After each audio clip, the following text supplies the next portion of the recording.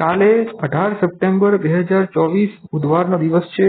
હું શ્રી રામચરિતમાનસની ચર્ચા આગળ કરું છું.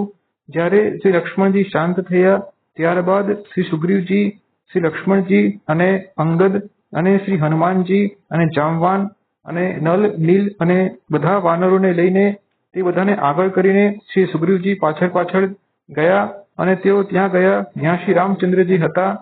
ત્યાં બધા વાનરોએ જઈને શ્રી રામચંદ્રજીના ચરણોની વંદના કરી અને ત્યારબાદ શ્રી સુગ્રીવજીએ શ્રી રામચંદ્રજીના ચરણોની વંદના કરી અને તેમ કહ્યું કે હે પ્રભુ, હું માયાના વશ થઈ ગયો હતો, હું મોહના વશ થઈ ગયો હતો અને જેના ઉપર તમારી કૃપા હોય છે તે જ આ મોહ અને માયાથી દૂર રહી શકે તેમ છે.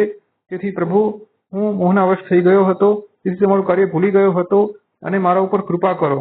ત્યારબાદ શ્રી રામચંદ્રજી હસ્યા અને શ્રી સુગ્રીવજીને તેમ કહ્યું કે હે સુગ્રીવ, તમે મને ભરતની સમાન પ્રિય છો અને તમે હવે મારું કાર્ય પ્રારંભ કરો અને સીતા મળી જાય, સીતાની ખોજ એની તપાસ ચાલુ કરો.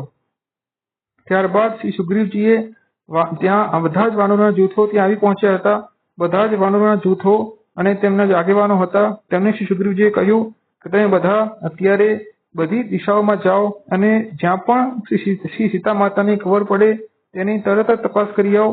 શ્રી રામચંદ્રજીનું કાર્ય છે અને શ્રી રામચંદ્રજીનું કાર્ય એ મનમાં તમે ધારણ કરો અને શ્રી રામચંદ્રજીનું કાર્ય કરવાથી તમને અનન્ય ફળ પ્રાપ્ત થશે અને તમે 1 મહિનામાં પાછા આવી જજો.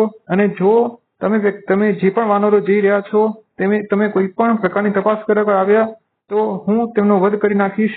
ત્યારબાદ બધા વાનરોના સમૂહ એ તેમના આગેવાનો તે બધા ત્યાંથી નીકળી ગયા અને આ બધા વાનરોએ નીકળ્યા પહેલા શ્રી રામચંદ્રજીના ચરણોની વંદના કરી અને શ્રી રામચંદ્રજી એક વાનરને શ્રી રામચંદ્રજીએ અભિવાદન કર્યું અને શ્રી રામચંદ્રજી સ્વતંત્ર ભગવાન છે.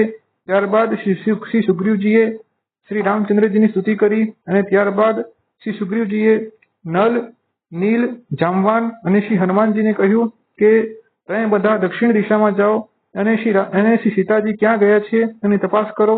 અને ત્યારબાદ શ્રી સુગ્રીવજી ત્યાંથી નીકળી ગયા. ત્યારબાદ બધા વાનરો એક પછી એક શ્રી રામચંદ્રજીના ચરણોની વંદના કરીને નીકળી ગયા અને અંતમાં શ્રી રામચંદ્રજીએ પવનપુત્ર શ્રી હનુમાનજીને પોતાની પાસે બોલાવ્યા અને શ્રી હનુમાનજીએ શ્રી રામચંદ્રજીના ચરણોની વંદના કરી. ત્યારબાદ શ્રી રામચંદ્રજીએ શ્રી હનુમાનજીને પોતાની વીંટી આપી અને કહ્યું કે હે હનુમાન, મારી આ વીંટી તું સીતાને બતાવજે અને મારા બળ અને મારા વીરની વાત કરજે અને શીઘ્ર તું પાછો આવી જજે. આવું કહીને આવું શ્રી રામચંદ્રજીએ શ્રી હનુમાનજીને કહ્યું અને શ્રી હનુમાનજી શ્રી રામચંદ્રજીની આજ્ઞા મનમાં ધારણ કરીને નીકળી પડ્યા.